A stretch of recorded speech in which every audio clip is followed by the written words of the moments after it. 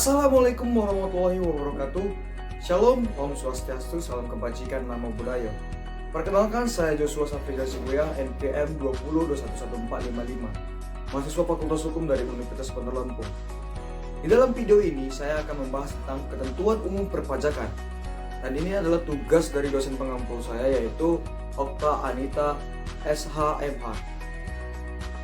Ketentuan umum perpajakan.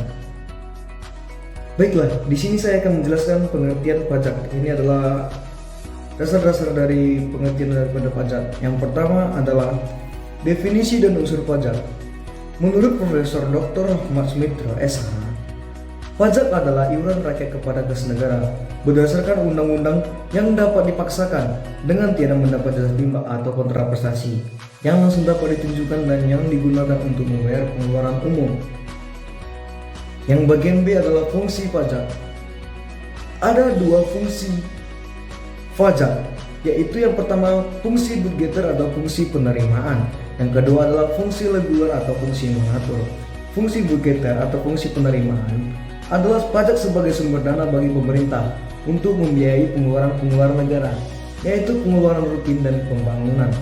Sedangkan fungsi reguler atau fungsi mengatur adalah pajak sebagai alat untuk mengatur atau melaksanakan kebijakan pemerintah dalam bidang sosial dan ekonomi. Yang ketiga adalah pengelompokan pajak. Pengelompokan pajak ini terdapat dalam tiga bagian. Yang pertama yaitu pajak langsung dan pajak tidak langsung. Yang kedua pajak subjektif dan pajak objektif. Dan yang ketiga pajak pusat dan pajak daerah. D. Jenis-jenis pajak. Jenis-jenis pajak ini ada dua jenisnya. Yang pertama yaitu pajak pusat, yaitu pajak yang dipungut oleh pemerintah pusat dan digunakan untuk membiayai rumah tangga negara. Contohnya pajak penghasilan, pajak pertambahan nilai dan pajak penjualan atas barang mewah, pajak bumi dan bangunan, dan bea materai. Yang kedua adalah pajak daerah. Pajak daerah yaitu pajak yang dipungut oleh pemerintah daerah dan digunakan untuk membiayai rumah tangga daerah.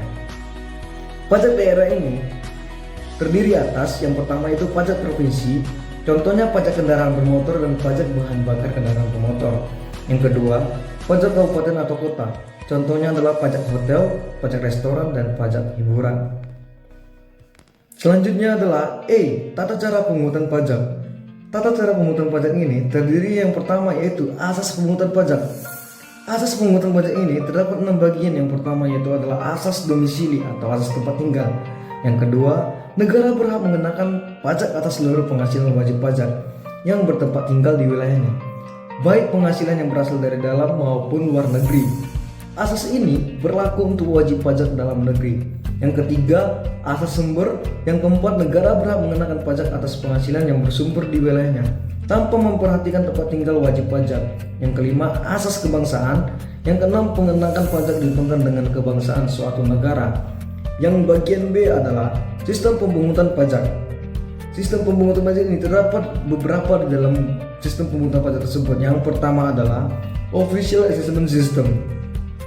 Adalah suatu sistem pemungutan yang memberikan wewenang kepada pemerintah atau fiskus untuk menentukan besarnya pajak yang terutang oleh wajib pajak.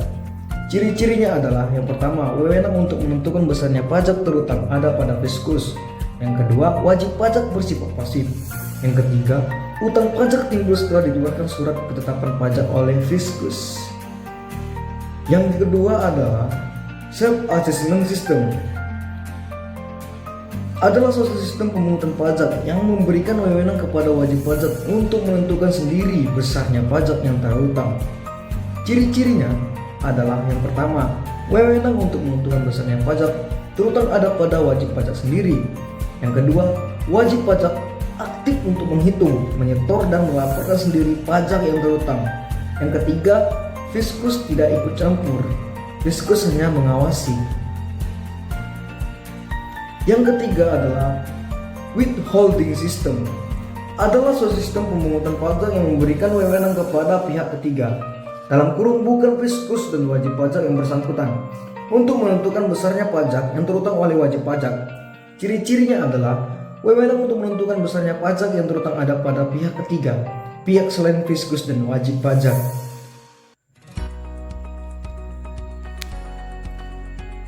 Selanjutnya bagian C adalah timbul dan hapusnya utang pajak. Timbul dan hapusnya utang pajak ini terdapat dua. Yang pertama adanya timbul dan yang kedua adanya hapusnya utang pajak.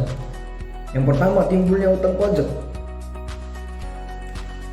Utang pajak timbul dikarenakan dikeluarkannya surat ketetapan pajak oleh Fiskus. Ajaran ini ditetapkan pada Official Assessment System. Yang kedua, utang pajak timbul karena berlakunya undang-undang. Seorang dikenai pajak karena suatu keadaan dan perbuatan. Ajaran ini diterapkan pada Sub Assessment System. Pada bagian menghapus utang pajak, ada yang disebut dengan pembayaran, kompensasi, daur rasa, dan pembebasan dan penghapusan.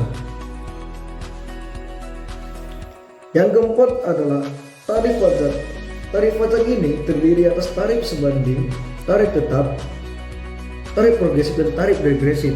Tarif sebanding atau proporsional berupa presentasi yang tetap terhadap berapapun jumlah yang dikenakan pajak, sehingga besarnya pajak yang terutang proporsional terhadap besarnya nilai yang dikenai pajak. Contohnya, untuk menyerahkan barang kena pajak di dalam daerah, pabean akan dikenakan PPN sebesar 10%. Yang kedua adalah tarif tetap. Tarif ini berupa jumlah yang tetap atau sama terhadap berapapun jumlah yang dikenai pajak, sehingga besarnya pajak yang terutang itu tetap. Contohnya adalah besarnya tarif biaya materai untuk cek dan biljet giro dengan nilai nominal berapapun adalah Rp6.000. Selanjutnya ada tarif progresif. Presentasi tarif yang digunakan semakin besar bila jumlah yang dikenai pajak semakin besar. Contohnya pasal 17 Undang-Undang Pajak Penghasilan. Yang keempat, tarif regresif. Presentasi tarif yang digunakan semakin kecil bila jumlah yang dikenai pajak semakin besar.